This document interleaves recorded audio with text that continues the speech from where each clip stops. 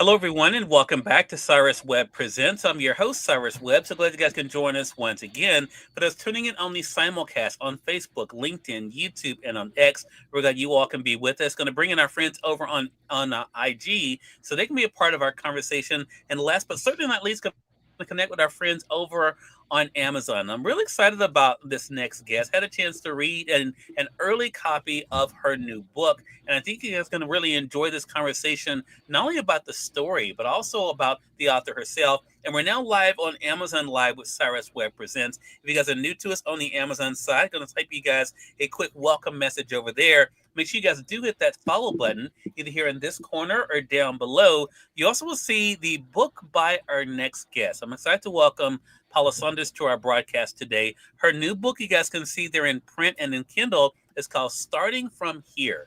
We're going to talk to Paula not only about her own writing journey, what it's been like for her to bring characters like Renee and others to life, and to see the response to them already. Paula, thank you so much for the time. Really appreciate it. Oh, thank you, Cyrus. I'm so happy to be here. Thank you. Oh, the pleasure's definitely all mine. As I mentioned, I got an early copy of the book, so I'm excited about being able to talk to you about that. But I want to first talk about this response. I know it's still quite early, but what has it been like for you to see the way that people are not only resonating with the story, but also I think the message of being able to follow your heart and your dreams? Yeah, I think it's been really moving. It's Mm. been really moving to see people react to the book and to like just to the conversations that have been going on. Yeah, I think because, starting from here is what we're all doing all the time. yeah, In this book, this young woman moves around a lot, so she kind of has to start over all the time. mhm, But in the beginning, she's starting from South Dakota, trying to become a ballet dancer in New York City, a very long stretch. But then in the end, so in the beginning, she's at her beginning, and in the end, she's at her beginning again. So we're always at our own beginnings. And I like to look at things that way. And I think that the book is nice for that. yeah. That leads me into this question for you, Paula. That was a great setup there. In that, how much of yourself did you feel like you put into this particular book when it comes to that aspect of having the courage to start over, but also to not to let go of the thing that you care about the most? I think a lot of myself is in this book. This is very autobiographical, so it kind of Mhm, follows the pattern of my life. mhm, But also, I think that, at certain points, we don't have a choice about beginning again. mhm, And for this young woman, her choice was either to keep going forward or to go backward and go back home to a family that was full of a lot of turmoil that she knew she couldn't thrive in. So I feel like, her choice was, part courage and part, inability to think of herself going back into a situation that she knew wasn't good for her. So, yeah. So that was kind of that's how those decisions are made, I think. You kind of dream forward, I would say. right. I love the title. I'm going to ask you more about that here in a bit. But I want to talk about surroundings because it seems like for me as a reader, and starting from here, the environment is almost a character in itself. Did it feel like that when you were creating it? That part of the journey of the characters was not only where they were, but how they responded to it. Yes, exactly. I really felt like that. So I felt like also during this journey of hers, she leaves home at 15. So she has to go through being 15, 16, 17, 18. Hmm. That's adolescence. That's the time when a girl becomes a young woman. So in moving from place to place, I saw her both reacting and responding to the place that she was in, so that the place really does have a lot of influence on her, but also she's changing at the same time. So I'm hoping that a reader can see her voice kind of changing and maturing and dealing with different subjects and issues as she grows. Take us back, Paula. I'm always curious for our audience to know about the storytelling journey itself for our guests, especially those who write novels and fiction. Talk to us about when that kind of was something that was clear for you, that storytelling was something that you enjoyed and that you wanted to pursue. Well, I grew up thinking that I would be a dancer. I always wanted to be a classical ballet dancer. I studied very hard, ended up dancing in New York for a while. And then I came to a point where I kind of realized that I didn't really know anything about the world. because I'd been cloistered in the ballet world, which is really necessary, I think. For some people, it was for me. Yeah. So, yeah, so when I stopped dancing, I ended up going to a community college to catch up on my education. And then I went to a regular college, and then I transferred to Barnard College. And at Barnard, they had writing classes. So I started taking writing classes there and really fell in love with it. Love that. Love that. And now here you are being able to write these books, to live with these characters, and to share them with us. I want to kind of go back to how we began this chat. When you hear from readers about these characters that you poured so much into, what has that experience been like for you to see them get them, but also enjoy the ride that you take them on? Yeah, it's really a nice thing. I think that one thing I've heard from readers is that they're very moved by the characters. And that's really important to me because, these characters are based on family members. Mm. And most of these family members, in my first book, it kind of explores the family through the whole trajectory of the family. So the family, most of the characters at the end of the first book have passed away. So most of the members of my family have passed away. And so to hear people appreciating the journey that my family members had is really moving to me. Love that. I want to talk about the idea of change because I think that's also a part of this book for myself as a reader, Paula, is that yes, there's a change of environment and circumstances, but there's an internal change we're able to see as well. Can you kind of talk about that, what that was like for you to express? Because I think we all know what it's like to have a reaction to when something happens to us, good or bad, and then how we're going to respond to it. What was it like for you to see how Renee was able to do that? Well, that was really interesting because like in going through it myself, I don't think I had that kind of awareness and introspection. But as an older person, now looking back at the experiences that I had, I can have a lot of compassion for that young girl who was me. I really can. Yeah. It's really an interesting process like that. So I can see her resilience and I can see her adapting, adapting to different circumstances that she ends up being in.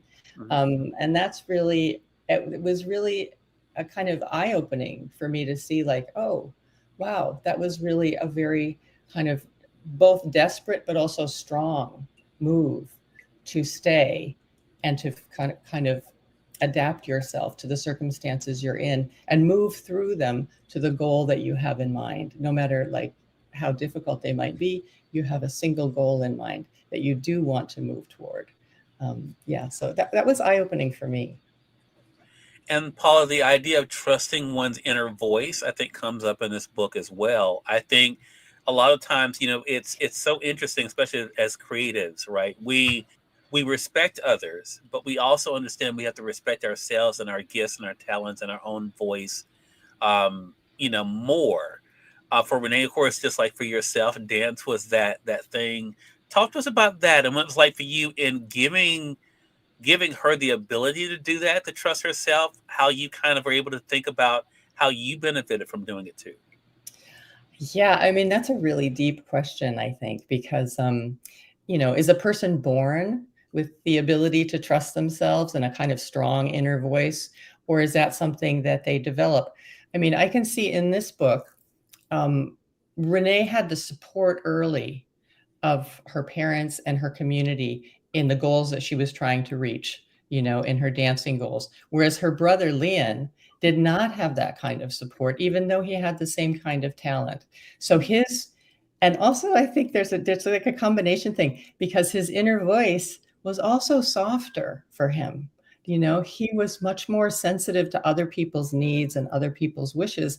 Renee has a certain kind of selfishness and a certain kind of self-determination that's like, you're not going to tell me what to do. So, it's kind of born. And also then there's the cultural aspect. Renee got supported. Leon didn't get supported. Renee moved forward. Leon wasn't able to move forward. So the kind of inner voice question is a really mysterious question for me. But I do think it has something to do with how the culture meets your gifts. I think it has something to do with that. And I think it has something to do with a part of you that comes with you. I think any of us who are parents like know that the children who we have are born as themselves. You know, they come with their own energy. You know, so and some of that works better in a particular culture, and some of that doesn't serve you as well in a particular culture. Some of that works probably better in a more spiritual, compassionate culture, and some of it works better in a more capitalist, aggressive, competitive culture. So, you know, it's a very mysterious question. I love exploring it. It's a very deep question. So, Yeah. Yeah. And you bring up a really good point, Paula, I think for our audience to consider too, because you can have two individuals in the same place, but have two different outcomes. And so that mhm. question of why, and I think it's so interesting when you were just talking, I thought someone on the outside may not realize, okay, well, why didn't this person Yes. do this or do that? Instead of thinking about what the internal, challenges and struggles were as well. So then for you, and so that brings up this question for me in the connection with Renee and yourself, because as you alluded to, and we'll talk around it, Paula, about the way the book unfolds. It does come down to the choice. When you hear from people about how your work, like we're talking about these characters now, like they're real, and of course they have a personal connection to you. But do you feel like the choice you've made of sharing your gift is one that's paid off for you? Oh my gosh.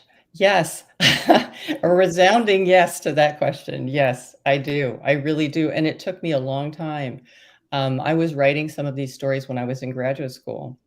And then after graduate school, I had a postgraduate fellowship, and I was writing not some of these stories, but some stories that I hope will come in a third book. That's kind of Okay. on the horizon for me. I'm hoping for that. But I was writing this material all the way through. Then after I had my two daughters, I think, you know, for me, it wasn't a possibility to kind of have the quiet time I needed to do the work I needed to do. And I felt like I needed to make the choice to kind of step away from my writing work and move more into being a mother and doing that, you know, as well as I could. Um, you know, we all make mistakes. Obviously, we can't go there. But yeah, so that happened. And so then I had about 20 years of not writing at all. So Wow. when I came back to writing, this to me is a real gift, the fact that I've been able to do this. Yeah. Yeah. And making that choice to start here. Exactly. Exactly. I mean, exactly right. That's exactly what had to happen. And, you know, Yeah. and the other thing is with that, I had encouragement in that. I had Mm, encouragement in that. I was a student of Toni Morrison for 2 mm. years at SUNY Albany, Oh and wow. she was the one. Yeah, she gave out a Schweitzer fellowship, so that was my postgraduate fellowship. She selected 3 people to come and work with her, and that was one of the biggest. I almost hate to use this word, but the biggest blessings of my life. It was really an incredible time for me. But she was the one who really came to me very strongly and smacked me, Yeah. said, you know, you go, you do this, you know. So I'm very, very thankful for that. Mm. You make me think of something. I had a conversation earlier today, Paula, with another show, and it's a perfect connection with starting from here, but definitely perfect with what you just shared about your time away from writing, returning to it, but also enjoying the blessing that you had of being a mother and being a part of that time. And the conversation I had earlier today was about identity. And I just thought about this as you were talking and reflecting on reading this book, because for Renee, Renee was going to be Renee, whether she became world famous, or Renee was going to be someone that she could be proud of. Is that one of the things that you hope readers take away and remember too? That even if the quote unquote big thing doesn't happen, it doesn't have to define them as far as their identity and who they are as a person. Absolutely, 100%. That Yeah. is really my message. Hmm. Or, you know, one of my biggest messages in this book and in everything I do. Hmm. I think because of my experience with my brother and seeing my brother kind of suffer the way he did and a talented, wonderful person he was, that it's just something needs to be said about that, and something needs to be said about the culture that lets that happen, and that makes that happen, that contributes to that. And I'm not into this winning losing culture. I don't like it, and Yeah. I want to say so. Yeah, and I'll just mention here, I've just written this children's book that's I don't know exactly when it's going to be coming out because it needs an illustrator, but it's all about that. It's all about this girl who goes on a dog sled race and she really wants to win, but she stops all the way along and helps different animals, and so she loses, but at the end of the race, she realizes she's won something bigger than the trophy. She's won like an enrichment of her heart. And I'm into that. Love that. Such a Yeah. great message. Such a great conversation. Again, everyone, Paula Saunders has been our guest. Starting from Here is the brand new book. You guys can get it in print or the Kindle edition here on Amazon. Paula, I really appreciate this time with you. How can our audience stay connected with you and keep up with your schedule? Let's see, my schedule is on my website, which is paulasaundersbooks.com. You can find almost everything there. Other than that, I think that's about it. Okay. We'll definitely invite our audience to do that. Paula, thank you so much for stopping by. I really appreciate the time and looking forward to our next conversation together. Thank you, Cyrus. It's been wonderful. Nice conversation. Thank you. I appreciate that. And we thank your audience for tuning in to another great segment of Cyrus Webb Presents. Until next time, you all make it a great one. We'll talk to you soon. Take care.